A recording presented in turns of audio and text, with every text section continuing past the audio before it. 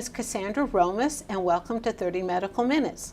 Our topic today on 30 Medical Minutes is something that many of us can relate to, not quite feeling like ourselves and not knowing what to do about it. When it seems that you have your health, but you don't feel like you used to, when you know that things are not quite right, well, this is the program for you.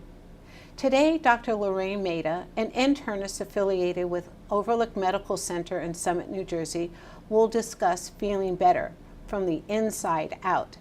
Dr. Maida is going to describe how she approaches a patient's concern about feeling fat, fuzzy, flabby, and fatigued. She's going to discuss how nutrition, hormones, sleep, and exercise can be utilized to make all the difference in one's quality of life.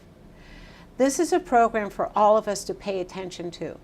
So stay tuned to learn about this really significant approach to your personal health. And now, let's welcome Dr. Maida to 30 Medical Minutes. Welcome, Dr. Maida. Thank you so much for joining me today. Well, thank you so much for having me, Cassandra, because I love to educate people. I love to see them transform and feel so much better. Oh, well, that's fantastic, and I'm sure our audience will really appreciate that. Before we get started on our topic, can you tell us a little bit about yourself and your practice? Well, my practice is very different from a traditional doctor's practice because I really spend a lot of time with my patients. I listen to my patients. I get to the root cause of what's ailing them. Yes, I'm trained in internal medicine. I'm board certified in that. And I've also studied anti-aging medicine, functional medicine, integrative medicine. And I have a lot of tools in my toolbox to bring things together to find a systems-oriented approach to get at what's ailing people. So I don't cover up the symptom with a medication, I get to the root cause. Wow, that is really amazing because as you say, you're a trained internist, but your approach is unique, it seems to me. And as you say, you're going to make people feel better from the inside out. So as I said in the introduction, people know they have their general health, but they're not quite themselves. They know that there's something not quite right.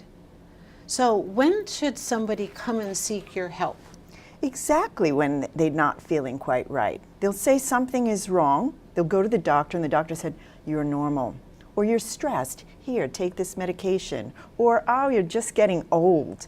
You know, nobody wants to hear that. Yeah, that's for sure. It's very disheartening because people feel hopeless and helpless. But that isn't the way it has to be. People really can be empowered to change their lives. They all come to me saying, you know, I just don't feel like myself.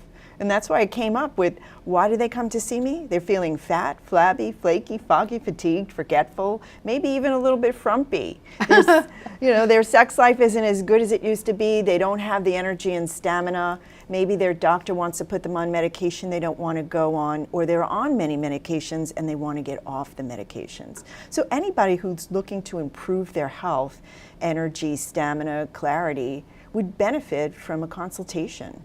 So let's repeat this. Somebody has gone to their doctor, they've had all the tests, the blood tests and everything like that, and their chemical tests come out that they're within average normal range. And so they know something is not quite right. Maybe they feel like they're becoming hypochondriacs or something because, you know, there's that something that bothers them. So they shouldn't dismiss this at all. They should follow up on regaining their energy, regaining their let's say acuity for life, and not to be ashamed about saying, I don't feel quite right. I think I'm going to look further. And that's what you embrace in your practice. Absolutely, because there's a lot that you can do about it. I had a woman the other day that said she hadn't slept in 5 years. After one consultation with me, she said she slept, she's feeling better, more energetic. And there are other things going on as well, but if you catch that right lever and flip the switch, it can affect the whole of your body. Right.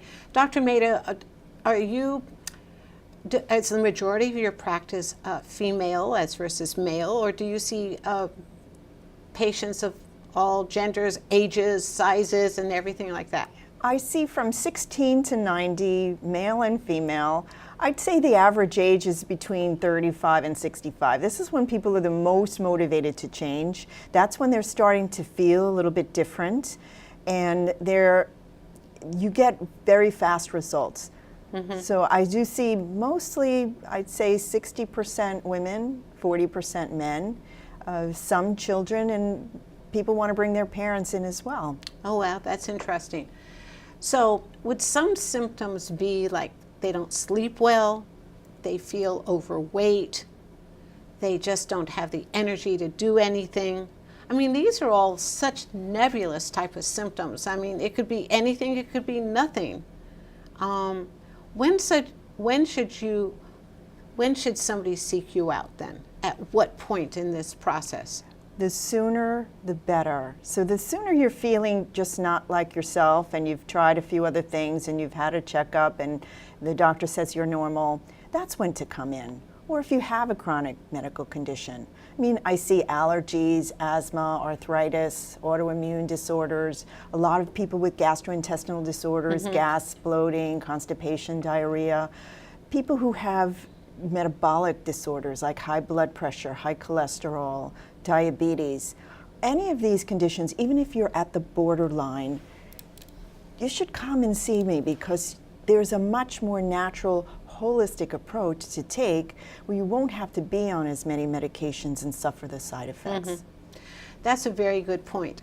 That people might say that the medications they're on might be causing these different symptoms, that there are side effects from what they're taking.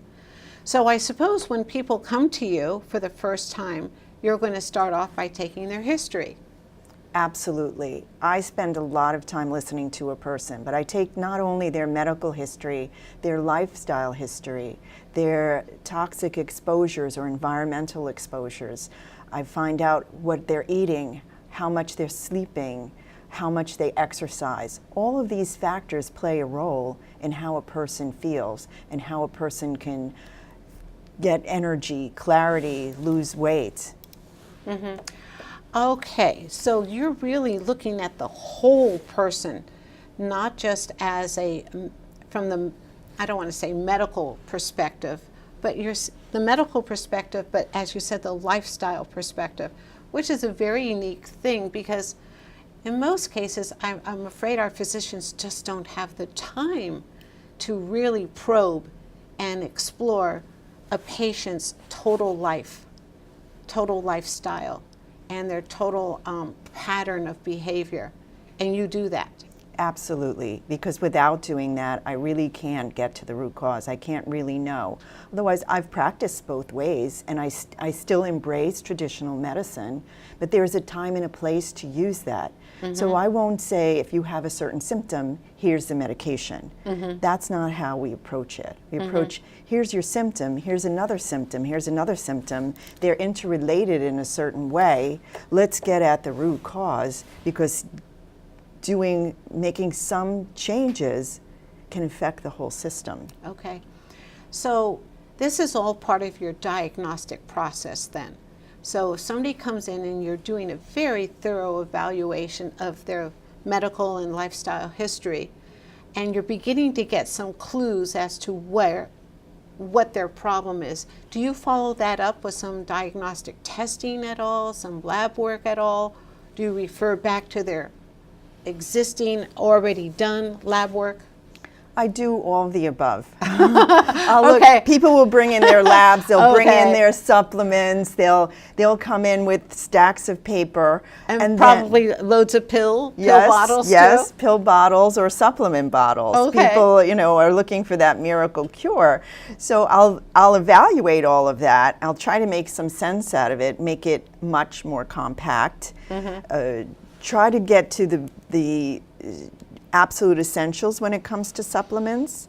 I will order laboratory tests, both urine, saliva, blood, to complement exactly what's missing from their other lab tests, or it can start fresh and anew. I look at the tests to see how you're aging, where you're aging, and I look at it from the point of view, is it optimal or just normal? Because the range of normal is huge. That's true. That's true. And of course, and you're dealing from people in all age categories, so you have to evaluate them according to that frame of reference, their age range, right? Do you also look at things that are superficial? I call them superficial, but let's say their skin, the brightness of their eyes, their hair, who knows what. Do you take all that into consideration? Absolutely, it's very important. So many people come to me because of their skin sagging or breaking out or hair loss. Well, women flock to me, and men as well, because they start to lose their hair when their hormones change. But that's a window for what's actually happening on the inside. So that's a symptom. Absolutely. So it's not superficial because it's showing some other underlying condition. And you have to address all of it. And that's one of the things when people do my cleanse program or my Restore and Rejuvenate diet, their skin glows afterwards. Well, that is a wonderful thing to hear. So anyway, so now Dr. Mehta, we have a patient who's come to you. They're not feeling themselves. They know that they have their general health or it's under control. Now, let's say if they're diabetic, they're taking their insulin or whatever where they have to take, but they're still not quite themselves, and they know it, even though people have said, it's just you're just growing old or blah blah blah. Just don't worry about it, type of thing. So you've done this testing, mostly with your mind and your observation skills. It seems to me, as well as the symptoms and the test results that you've gotten. What are you going to do first for that patient who is not feeling themselves? What are you going to recommend? Well, the first thing I recommend is food. Food. I ask them for just 2 weeks to eliminate the 10 most troublesome foods from their diet, because these foods can cause sensitivities and inflammation is the root cause of most chronic illness, and it actually causes a lot of the symptoms that people have. So I'll ask them to do that for 2 weeks, and I'll add some supplements that can give energy and help a person's metabolism work better to decrease inflammation, increase energy, and help them improve their mood. Okay, now this is a huge category when you say food, and when I hear the word that you're going to cut out almost everything, it sounds like, I don't know if I could do that. I don't know if I can give up my bread or my toast or something like that. What are the things that you recommend that people actually give up to give you that base of that you're looking for? It's only for 2 weeks. It's only for 2 weeks. It's not as hard as you think it is. I call the diet program the Shake, Bake, and Salad Slim Down, because you can have a shake for breakfast, a salad for lunch, something hot for dinner, some protein and vegetables. You can snack on fruits, nuts, seeds, vegetables. There's actually a lot that you can eat. So you're eliminating some things only for 2 weeks, and then you're going to add them back in. It's not going to be forever. You're going to figure out if any foods are causing your symptoms, and miracles happen with this diet. Wow, that sounds pretty good. So you're basically going back to the basics. Yes. You're going back to some protein, some fruits, some vegetables, and you're not telling people to starve themselves, from what I understand. Not at all. You can eat copious amounts of food, and it's shocking. I had a man who was ready to be hospitalized because his blood sugar was so high, his blood pressure was out of control, his weight was out of control. In just 2 weeks, he couldn't even believe the difference. He lost 20 pounds, and his numbers came down to near normal in just 2 weeks. Well, that's very encouraging. So to repeat what you've just said, you start them off with a very base diet where people have to eliminate all the extras that they just normally intake and go down to some vegetables, fruit, protein, not on the starvation mode, but in a pure mode, so to speak. and not cheat with chocolate cake or candy or anything like that, right? Exactly. No alcohol, I was going artificial. to say, well, I was just going to bring Yeah. up beverages and alcohol. It's just 10 things: alcohol, artificial sweeteners, caffeine, corn, dairy, eggs, peanuts, sugar, soy, wheat, and anything with gluten in it. Is it possible for you to repeat that one more time? Absolutely. Alcohol, Alcohol, artificial sweeteners, really, yes. really. Caffeine, Caffeine, corn, corn, dairy, dairy, eggs, eggs, peanuts, peanuts, soy, soy, sugar, sugar, wheat, wheat. and that includes anything with gluten. Wow. Well, that's just about everything that everybody eats all the time, but that must be why many people are not feeling well.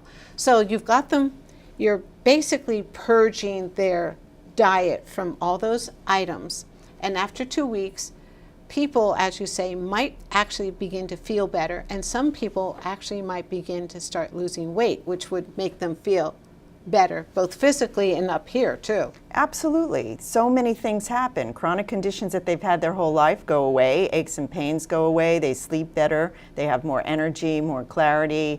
Their gas and bloating goes away. They lose weight. Their skin clears up. And then you add these foods back in. If you develop Okay. So symptoms. tell me how you add things back in and how it works if they begin to have digestive problems again. If they start having any symptoms, I give them a list of symptoms. If they have any of those symptoms after eating something, then they stay away from the food to allow themselves to heal. Because I tell people it's like being in a room with a bad smell. You don't smell it anymore because your receptors get deadened. When you leave that room, your receptors clear and then you can smell it again. So what we're doing is we're starting off with a clean slate, removing all the potential food sensitizers, and then when you add it back in, oh my God, people say, that's what did it. That's what kept me awake all Right. night. That's what gave me palpitations. That's what gave me aches and pains or the gas and bloating. And that's what might have caused the inflammation you've been talking about. Absolutely. And when you decrease inflammation, you can decrease most of the symptoms of chronic illness. Okay, so what you have is a progressive program in your food category, where you start down with base and then you begin to add on, and you can evaluate, and at the same time your patient is feeling better and better. Absolutely. And I Okay. also will give them some supplements that will help with any residual problems, and I'll do some testing for hormone imbalances. Yeah. I wanted to ask you about hormones. So why don't we talk about what you mean by hormonal imbalances and how would you figure that out? I usually measure the hormones. First of all, I get the symptoms, and Okay. I try to get an understanding of what to look for. Then I'll measure hormones both in saliva. I'll measure cortisol. Oh, I was going to say, how do you measure hormones? Saliva. Well, cortisol I measure in saliva. The rest I measure in blood. Okay. So when you do the blood test, you're asking for specific markers. Absolutely, because people will come in with menstrual migraines, PMS, perimenopause, menopause. Men will have andropause, even weight, hair loss, dry, brittle skin can be hormonal. So a lot of these things can be hormonal, and we can balance the hormones. That's why I start with food first, because what you eat, what you drink, how much you sleep, how much you exercise, the stress you're under, the toxins you're exposed to, all affect your hormones, and your hormones affect everything. So Okay. I start with those things first, and then, if necessary, supplement with hormones or herbs that may help stimulate your own production of hormones. Okay, so it makes a lot of sense to me what you're saying. I just don't quite understand how you can supplement the hormones, or what do you mean to improve hormone production? Well, there are pharmaceutical products and compounded pharmaceutical products that are hormones, the same exact chemical structure of the hormones in your body.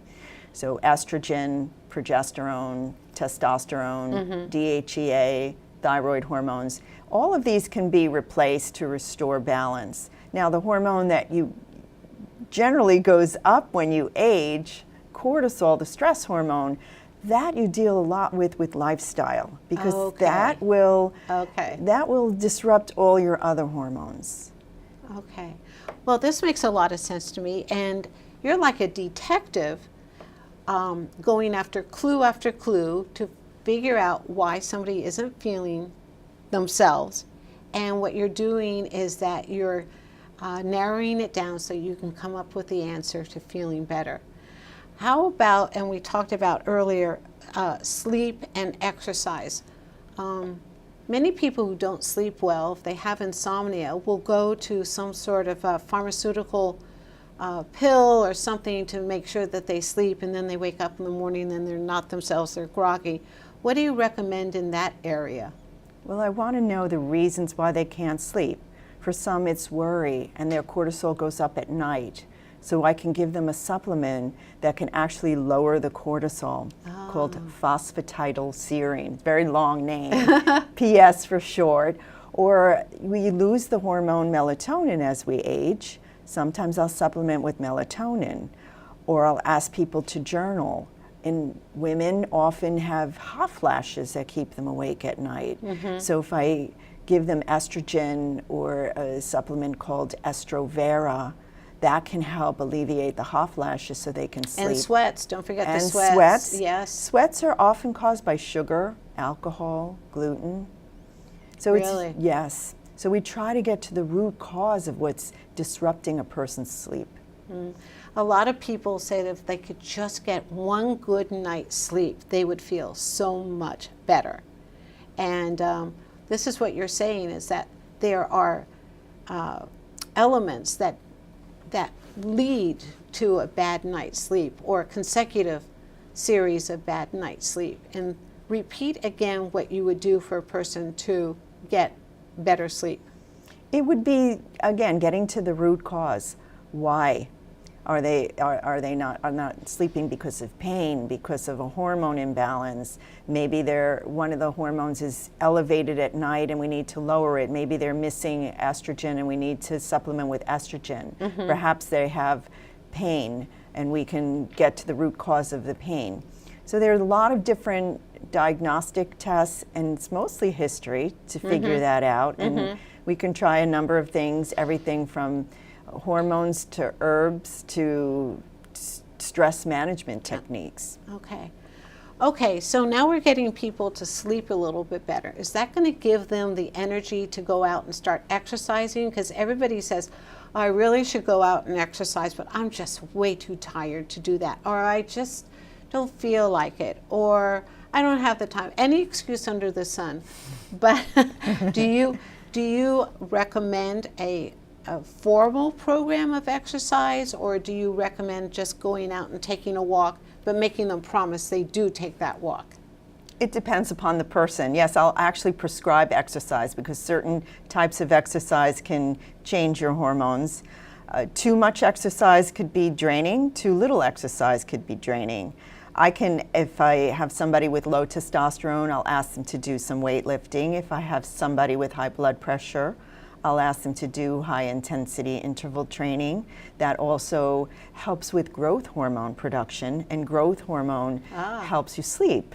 So it's once people finish the diet, get some supplements in them, balance the hormones, they do have the energy to exercise, and they have a renewed sense of life and vigor. Well, that sounds good, and I like that. Now, one more thing before our show ends is that you talked about toxins and environmental hazards.